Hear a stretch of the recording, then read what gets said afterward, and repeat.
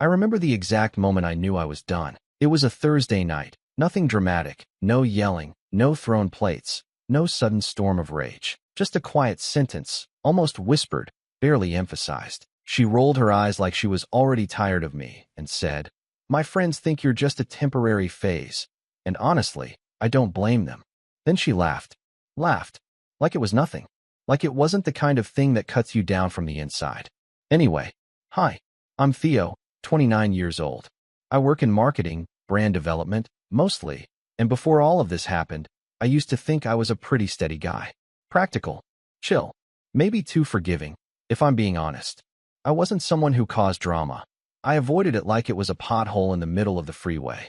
But sometimes, no matter how carefully you drive, you hit it anyway, and it wrecks your suspension from the inside out. I grew up in a family where appearances were everything. I'm not talking about luxury cars or designer wardrobes. I mean emotional appearances. Keeping it together. Being the good kid. My dad was a military man. My mom, a teacher. Quiet, structured people who believed in swallowing your feelings and not making a scene. Handle it privately, Theo, my dad would say when things got hard. Don't embarrass yourself or us. And so I learned to swallow things. Discomfort, hurt, anger, even joy sometimes. I learned to keep my face straight when my older brother, Jordan, would mock me in front of our relatives. When he'd bring girls home and tell them, "Don't mind Theo, he still believes in love." Everyone would laugh, and I'd smile like it didn't matter. I always figured, eventually, he'd grow up. But when you start off as the golden child, you never really have to. I moved out at 22 after finishing college and managed to land a decent job right out the gate. Jordan, by comparison, burned through 3 majors, dropped out twice, then got bailed out by our parents when he opened a gym that somehow never turned a profit. They loaned him 40 grand. When I asked for a $2,000 loan to cover a security deposit on my first apartment, they told me I should learn to be more independent. I didn't push back. I just worked harder. That's when I met Rachel. She was 25, sharp as a tack, and had this magnetic sort of confidence that made you feel lucky just being near her. We met through a friend at a gallery opening. Rachel worked in events, freelancing at the time, but already making a name for herself as someone who could turn a sleepy product launch into a viral experience. She was ambitious, funny, and, at first, incredibly supportive. I told her about my job, my family, my brother, and she told me I was probably too nice for my own good. I should have paid more attention to how she said it. Not as a compliment, but as an observation. Like it was a warning. At first, everything felt like a dream. We moved in together after a year, her idea, actually. She said splitting rent would help us both, and honestly, it did. I was making enough to support myself, but not enough to feel like I could breathe. She found us a loft with brick walls and tall windows, the kind of place that made you feel like you'd finally made it. I paid my half, never missed a month. She decorated, hosted, made it look like something out of a magazine. And I was happy to let her take the lead on that. It was her world. I just wanted to build a life inside it. But somewhere in year 2, something started to shift. Subtle at first. She started spending more time on her phone when we were out together. More girls' nights. More weekends, networking. I didn't mind. She was allowed to have her space, her friends. I'm not controlling. But the way she started talking to me changed. I went from babe to can you do me a favor more often than not. She rolled her eyes more. Sighed when I didn't get her references. Laughed a little too hard when her friends teased me for working a desk job instead of being an entrepreneur. The worst part? I excused all of it. I kept telling myself she was just stressed or tired or reacting to the pressure of trying to scale her event business. She had talent, no doubt, but talent didn't guarantee success, and there were months where she barely made anything. I started covering more of the groceries, even a few of the utilities. She never asked, but she never stopped me, either. Then came the girls' trip. A weekend in Tulum. Just her and her closest 3. She packed light, wore this bright orange sundress, and kept checking her reflection in the mirror while I sat on the edge of the bed, trying to decide if now was the right time to bring up what I'd overheard the night before. Her on the phone with one of her friends, laughing. He's sweet. Yeah, but honestly, I think I'm just bored. He's like a palate cleanser. I didn't say anything then. I wanted to believe I misheard, or that she didn't mean it. But when she turned to me just before leaving, kissed me lightly on the cheek like I was a coworker or a nephew, and said, "My friends think you're just a temporary phase, and honestly, I don't blame them." Something clicked. Something cold and permanent. I looked at her, really looked at her, and for the first time, I didn't feel small. I didn't feel sad. I just felt done. She left. I waited 15 minutes, then stood up and walked into the closet. It wasn't a dramatic decision. It wasn't even fully planned. I just moved. I opened drawers, grabbed my suitcase, and began packing like a man pulling out of a burning building. Methodically, silently. I called my buddy Aaron. He owed me a favor, and by midnight, every single thing I owned was packed and in his car. All that was left behind was a single note. Nothing fancy, just a plain white envelope, taped to the fridge. Tell them the phase ended. But here's the thing, that was just the beginning. Because as much as Rachel would become the catalyst, the real story, the one I'm going to tell you piece by piece, it wasn't about her. It was about what came next. About my family, my brother, my parents. About a long, tangled web of expectations and buried grudges, and what happens when the quiet one finally stops playing along. Because the morning after I left, I got a call. Not from Rachel, from my mom. She was crying. And that's when I realized Rachel hadn't told them anything. But someone else had. And whoever it was, they wanted to make sure the whole thing blew up. Now buckle up, because things were about to get messy. I didn't answer the call the first time. I just let it ring, standing in Aaron's cramped guest room, the note still fresh in my mind. My phone lit up with Mom, and I stared at it like it was some kind of test. The first test of the new me, the one who doesn't fold. It rang again, and again. On the fourth attempt, I picked up. "Theo." Her voice was cracking. "Theo, what did you do? Not are you okay, or where are you? Just, what did you do?" I said nothing for a second, then let out a small breath. "Hi, Mom." "She's here," she whispered, like someone might overhear her in her own home. "She's at our house, crying." "Theo." "She's devastated." "What happened?" I glanced at the small duffel on the floor, the one holding my work laptop and toiletries. "She told me I was a phase," I said quietly. "So I ended the phase." There was a pause, a long one. Then, as if I'd said something horrifying, she gasped. "Theo, how could you walk out like that?" She said you didn't even say goodbye. I didn't know whether to laugh or let it crush me. She said I was boring, temporary. Her friends made bets on when we'd break up, Mom. What exactly was I supposed to say goodbye to? "She's young," she said, almost pleading. "People say things they don't mean. You've always been the calm one, the patient one." And there it was, that old refrain. Be the calm one. Be the one who swallows it. Be the one who fixes things after someone else wrecks them. I ended the call with some excuse about needing rest, and for once, I didn't promise to call back.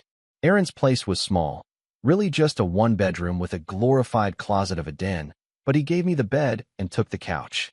"Man, you look like someone unplugged your soul," he joked that night as we ate cold pizza in silence. "You sure you're okay?" I nodded, but the truth was more complicated than yes or no. I didn't feel hurt, exactly. I felt like someone had opened a box I'd been taping shut for a decade, and everything inside was heavier than I remembered. The next few days were a blur of work calls, awkward text messages from mutual friends trying to play neutral, and a few emails from Rachel I didn't open. But what I didn't expect, what hit me out of nowhere, was the voicemail from Jordan. "Hey, little bro," he said, drawing out the nickname like he always did when he was about to say something smug. "Heard the news. Gotta say, didn't think you had it in you. Walking out like that? Cold. But honestly, I respect it. Took you long enough to realize she was out of your league." I stared at the phone for a long time after that. Out of your league. Jordan had always had a way of wrapping insults in compliments. When we were kids, he'd say things like, "You're smart," in a quiet way, which sounded nice until you realized it was code for "you're not impressive enough to talk about." When I landed my first job out of college, he said, "Good for you, man. You're like a Clydesdale, reliable, if not fast." The truth was, we were oil and water from the start. He was the golden boy, athletic, loud, charismatic. The kind of guy who walked into a room and made everyone look his way, even if they regretted it later. My parents loved that about him. Teachers didn't. He got kicked out of school once for cheating on a physics final, and my mom still insists he was framed. When Rachel and I got together, I remember Jordan pulling me aside at Thanksgiving and saying, "She's a rocket, man. You're a Ford Focus. Rockets don't stay grounded." I thought he was being protective. Now I knew better. A week passed. I didn't respond to Rachel's texts. I didn't return my mom's calls. I buried myself in work, trying to keep a grip on the version of myself I was building, someone who didn't get dragged back into toxic loops. Then came the birthday dinner. It was my mom's idea. Just family, she said in the voicemail. It would mean a lot to me if you came. No pressure. Just please. I thought about skipping it. I really did. But something in her voice felt different this time. Not demanding. Not passive-aggressive. Just tired. And I figured, fine, one dinner. One polite hello. I'd bring a bottle of wine, stay an hour, and slip out before anything could get messy. I should have known better. The moment I walked into my parents' house, something felt off. My mom greeted me with a hug that lingered just a second too long. My dad gave me a silent nod, like I was a colleague he hadn't seen in years. And Jordan? He smirked from the couch, legs spread wide like he owned the place, sipping whiskey like it was a photo shoot. And then I saw her, Rachel, sitting at the dining table like nothing had happened. She stood up when she saw me, all soft eyes and trembling lip. Theo, she said quietly. I didn't know you'd be here. I froze, looked at my mom. You invited her? My mom looked like a deer caught in headlights. She reached out. She said she wanted to apologize. I thought, maybe you two could talk. I couldn't breathe. I left, I said slowly. I moved out. I wrote a note. This isn't miscommunication. This is over. Rachel looked down, tears welling up. I just thought. No, I said, sharper than I intended. You thought I'd fold. Like always. Jordan whistled low. Don't. That's the most spine I've seen from you since ever. Shut up, Jordan. He blinked. Laughed. Oh, the puppy learned how to bark. Enough. My dad snapped, but it was half-hearted. Like he didn't really want to get involved, but felt obligated to say something. I turned to my mom. I came here because you said it was family. This isn't family. This is a setup. Theo, she's still family, my mom said helplessly. You two lived together. You were practically married. No, I said again. We weren't. I walked out, got into my car, and just sat there, gripping the wheel until my knuckles went white. The next day, I got a message from Rachel. Just one line. You humiliated me. I hope it was worth it. And then another, half an hour later. By the way, your brother's been calling me. A lot. I stared at the screen, not even surprised. Of course he had. Of course he saw a gap and moved in. Rachel wasn't in love with me. Maybe she never was. But she was addicted to attention. And Jordan? Jordan was a vending machine of validation, always eager to prove he could win. I didn't reply, but that night, I started thinking. About patterns. About history. About the way Jordan had always gotten away with things because I never called him out. About how my parents had let it happen. Again and again.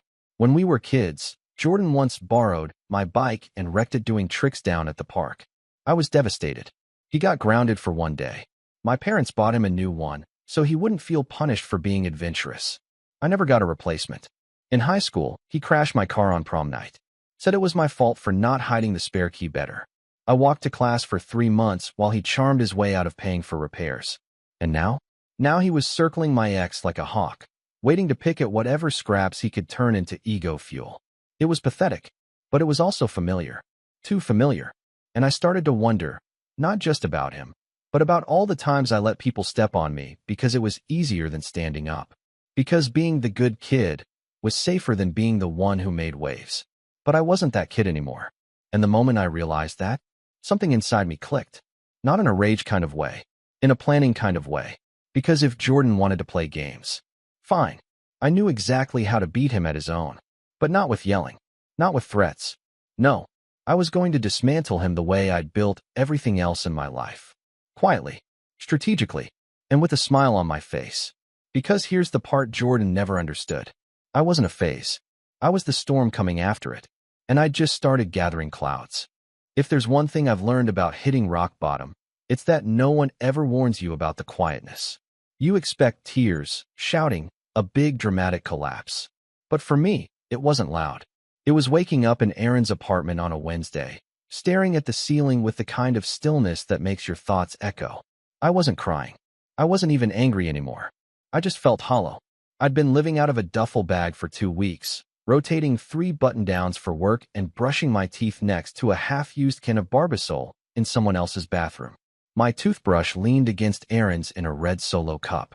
My socks were tucked in the bottom drawer of his dresser, next to mismatched gym shorts and concert tees.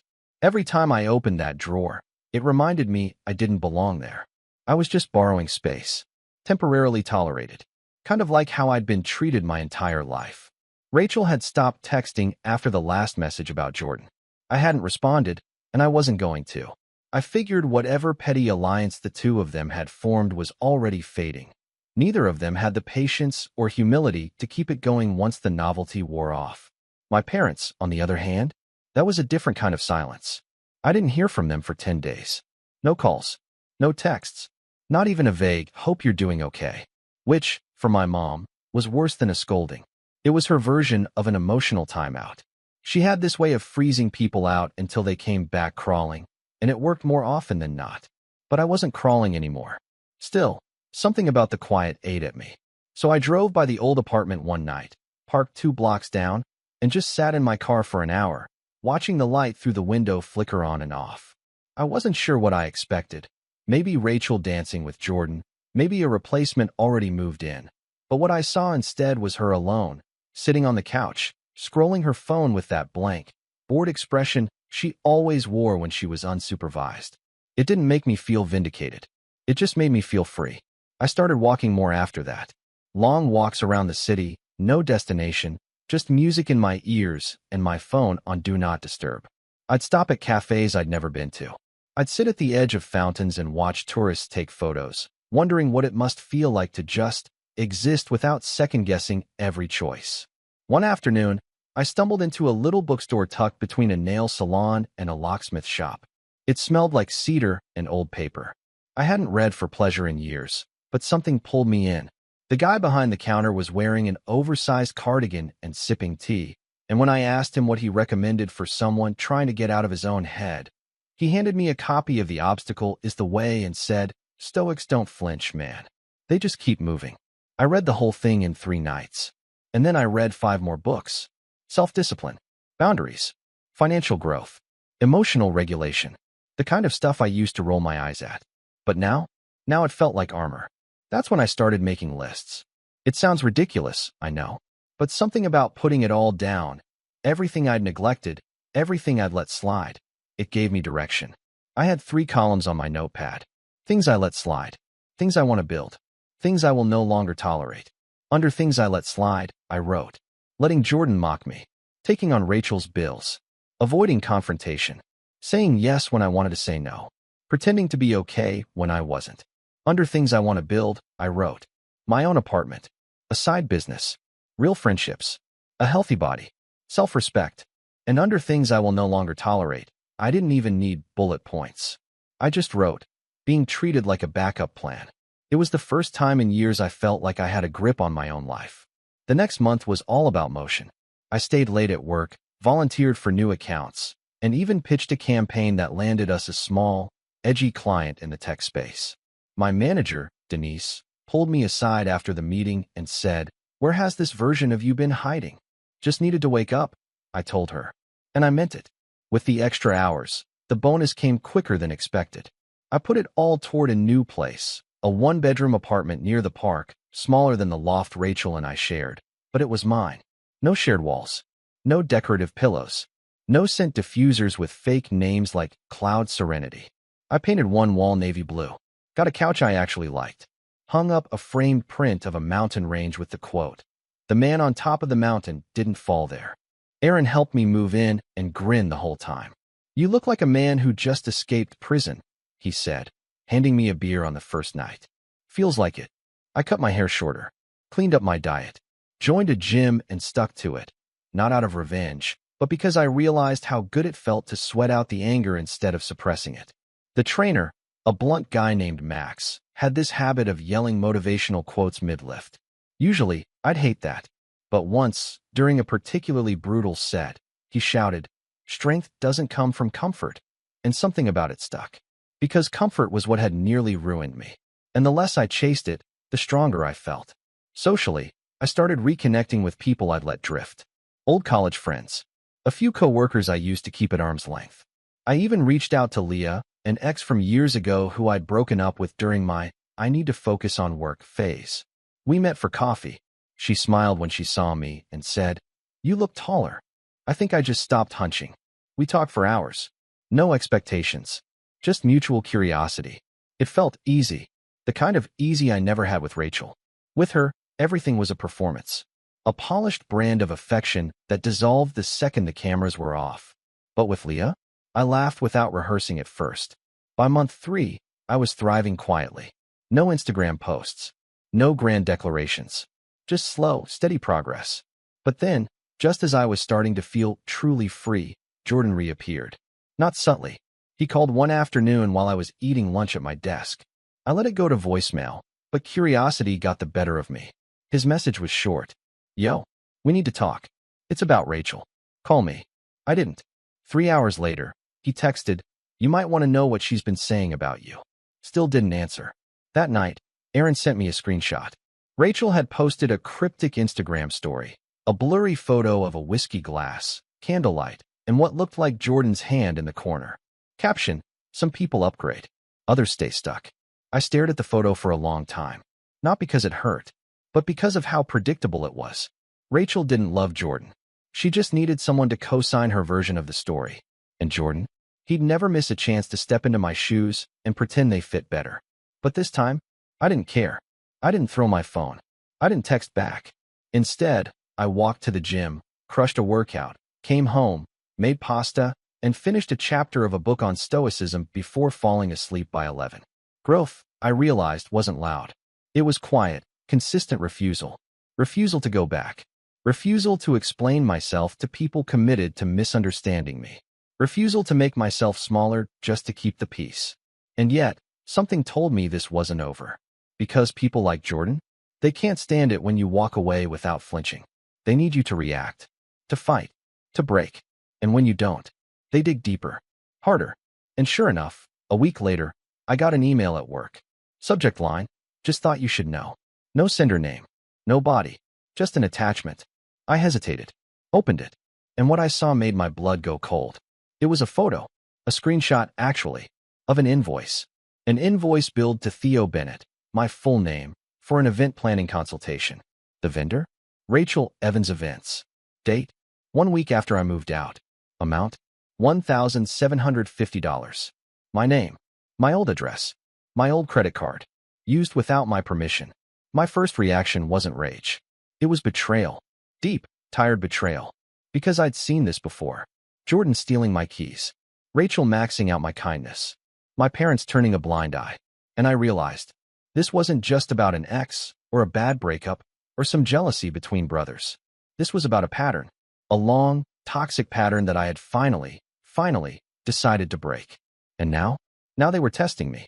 Seeing if I'd snap. If I'd crawl back. If I'd play the role of the quiet one, the patient one, the apologizer. But they forgot one thing. That version of me. He was gone. And what came next wasn't going to be quiet. It was going to be surgical. Because I'd been the storm. But now I was the reckoning. I didn't respond to the invoice right away. Instead, I stared at it for a long time. Memorized the details. The date. The formatting. The fact that Rachel had used my name and card number without so much as a heads up. But what hit me hardest was how casual it all felt. Like she didn't think I'd notice. Or worse, like she knew I'd notice and didn't think I'd do anything about it. That was the moment I knew this wasn't about getting even. It was about getting free. Not just from her. From all of them. I didn't just want revenge anymore. I wanted a reset. A clean break. And if that meant burning some bridges, so be it. But I wasn't going to strike until I was absolutely ready. So I started documenting. Every text. Every receipt. Every shared utility bill I'd covered in our old apartment. I called the credit card company, froze the card, and ordered a full transaction history. I flagged the Rachel charge as fraudulent, and when the rep asked if I wanted to press charges, I said, not yet. Because I had something bigger in mind. I needed leverage. Proof. Not just of the charge, but of the entire pattern. So I dug through my cloud backup. I found screenshots from months ago where Rachel had asked me to just put it on your card for a few of her business expenses. All those times she forgot her wallet. Every coffee run. Every subscription service I'd been unknowingly footing the bill for. I tallied it up. $4,386.27. That's what I had unofficially contributed to her career. But money was only part of it. I needed to hit deeper. So I started gathering stories. Remember Leah? The ex I had coffee with, the one who said I looked taller? I reached out again, not to spark anything romantic, but to ask her something very specific. Do you remember that night you came to my apartment years ago? I asked. The one where Rachel was acting weird? She hesitated. You mean the night she slammed the door in my face? Yeah, I said. That one. Turns out, Rachel had told her I wasn't home, that I was emotionally unavailable and didn't want to talk to any exes. But according to Leah, I texted her 5 minutes earlier to say I was heating up leftovers and to just come up. Rachel intercepted her, blocked her, deleted the message thread from my phone while I was in the shower. And I believed her when she said Leah never showed up. That wasn't just manipulative. That was strategic. I started putting together a timeline of behavior, of control, of slow erasure. Friends she'd alienated. Opportunities she'd discouraged. Ways she'd kept me orbiting her priorities while mine faded quietly in the background. And then there was Jordan. I wasn't done with him either. Because for every time he mocked me, every time he rolled his eyes and said I was too sensitive, there was a deeper truth. He needed to believe I was weak. That's how he kept his power. And for the first time, I was ready to flip that dynamic on its head. I started quietly reaching out to people he'd burned. Former gym clients, old classmates, even a girl named Julia he dated for 2 months and ghosted after borrowing money from her to buy new equipment. I don't know what you're planning, Julia said. But if it involves publicly humiliating him, I'm in. I chuckled. Not publicly. Not yet. Because the real move wasn't rage. It was reputation. Jordan had built his whole identity on being the charming, confident one. The guy everyone wanted to be friends with. The gym bro with a heart of gold. But beneath the surface, there were cracks. Turns out, his gym was in trouble. He'd missed rent 2 months in a row. His co-owner, some guy named Wes, was threatening to pull out if the finances didn't improve. I only knew this because Wes also happened to be an old college friend of mine. Small world. Even smaller when your lies catch up. So I scheduled a lunch with Wes. Told him I was doing some freelance branding work and wanted to pick his brain about small business growth. We met at a sushi place downtown. Jordan's not doing great, Wes said after the second beer. He's been distracted. Honestly, I think he's trying to impress some girl. I raised an eyebrow. Rachel. Wes blinked. Wait, you know her? Used to, I said, and left it at that. He leaned in. He asked if he could use part of the operating budget to rent a villa in the Hamptons. For networking. I nearly choked on my miso. Wes continued. I told him no. Flat out. Then he went quiet for a week. I filed that away, along with the fact that their lease was up in 3 months. And if Wes bailed, Jordan would be stuck holding the bag. The pieces were lining up. Back at work, I asked Denise, my manager, if I could take a few days off the following month. I told her I was working on something personal. She nodded. You've earned it. I smiled. It's going to be productive. Trust me. What I didn't tell her was that I was laying the groundwork for something more than a vacation. I was planning liberation. So I got to work. Step 1 was clearing every lingering connection I still had with Rachel. Bank accounts. Shared logins. Social ties. I pulled my name off the old utility bills, changed my email passwords, and even deactivated the Spotify account she still used. Petty? Maybe. But necessary. Step 2 was leveraging what I'd learned about the invoice. I called Rachel. First time we'd spoken in months. She sounded surprised. Theo. Just a quick call, I said. Wanted to let you know I saw the charge. She hesitated. What charge? For your event planning consultation. The one billed under my name. I owe that. Her tone shifted instantly. It was just a mistake. I must have used the wrong card by accident. You used a card that had been removed from your Apple Pay 6 weeks prior, I said flatly. Silence. I'm not pressing charges, I continued. Not yet. Theo, come on. But I do need you to pay me back. The full $1,750. By the end of the week. I don't have that kind of money just sitting around. Sell one of your designer bags, I said, my voice calm. Or call Jordan. I'm sure he'd love to invest in your future. You're being cold. I'm being clear. That weekend, she sent me a partial payment, $500 via Venmo, with the note. Happy now? I didn't reply, because I wasn't done yet. Step 3 was quiet reputation management. I started working with a friend of Aaron's who specialized in personal branding.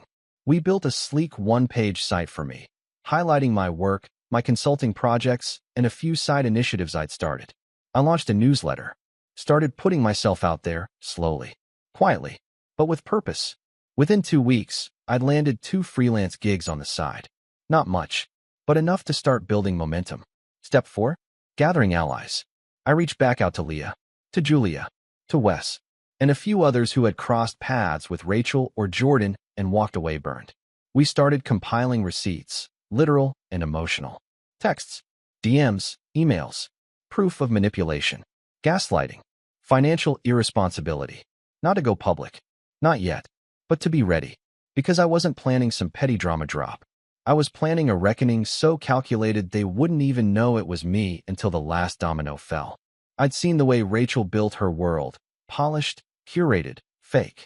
I'd seen the way Jordan carried himself, loud, reckless, insecure.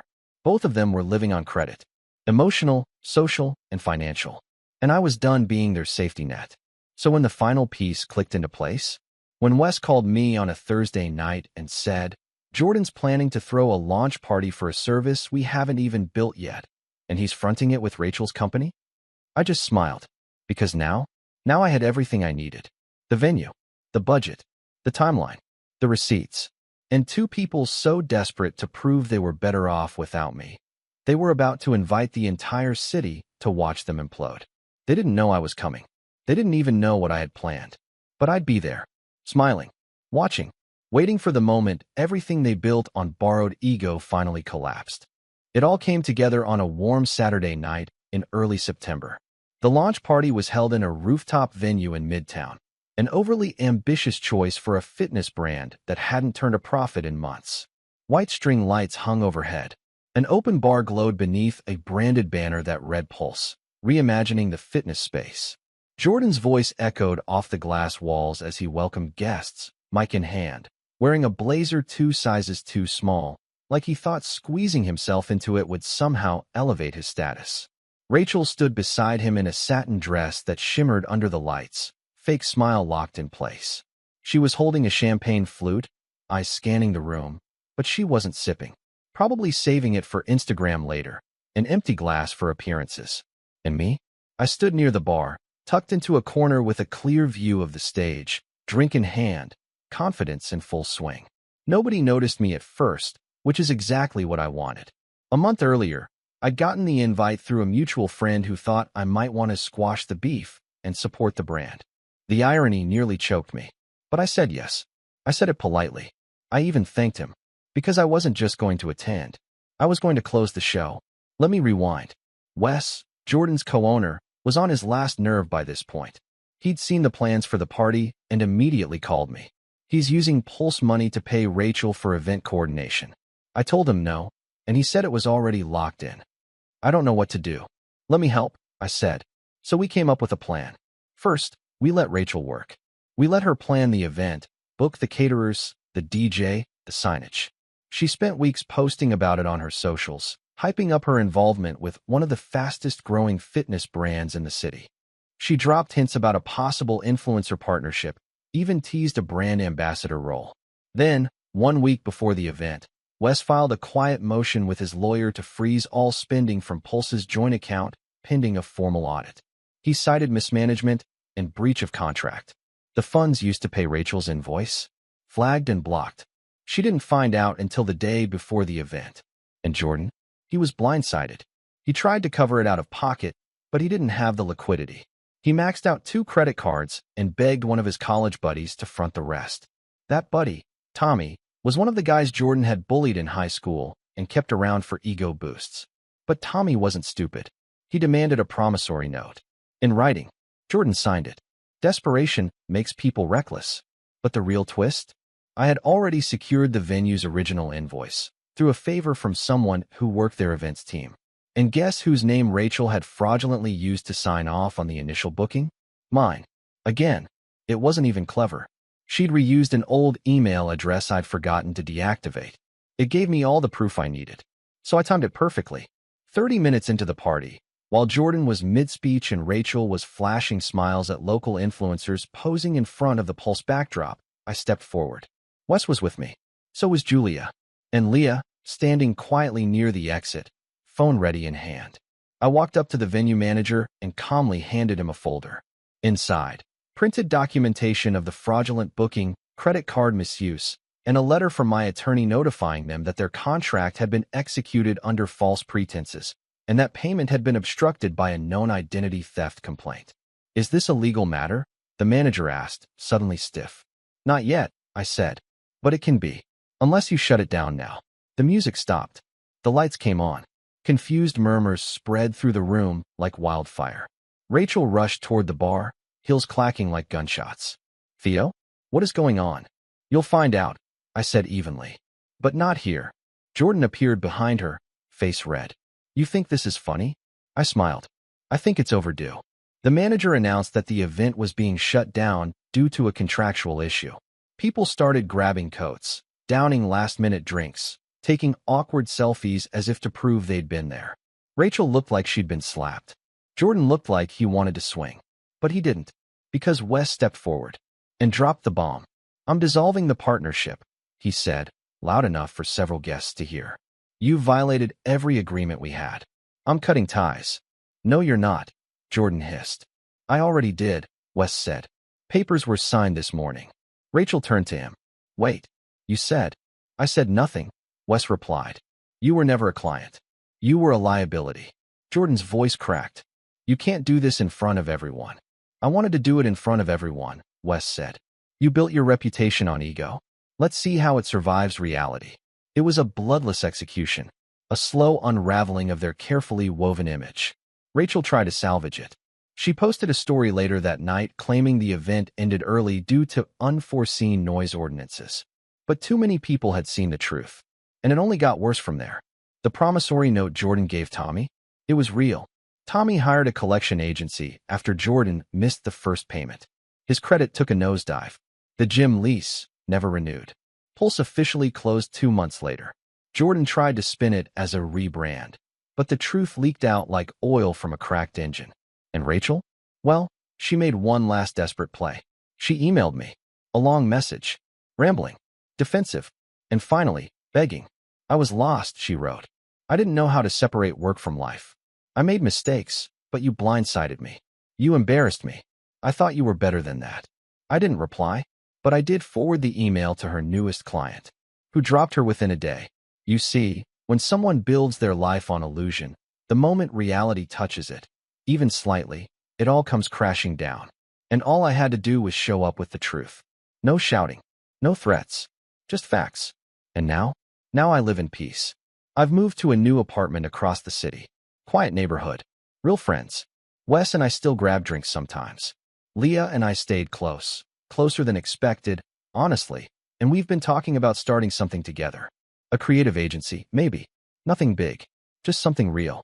And my parents? We've had a few difficult conversations. They didn't understand at first. My mom thought I was being cruel. My dad called it dramatic. But I told them one thing that made it stick. You taught me not to make a scene. But maybe the problem wasn't the noise, it was the silence. I'm not the same man I was. And thank God for that. Because sometimes you have to be dismantled to realize you were never built right in the first place. So if you're waiting for the final line, the one that wraps it all up, here it is. Tell them the phase ended. And this time, it didn't come back.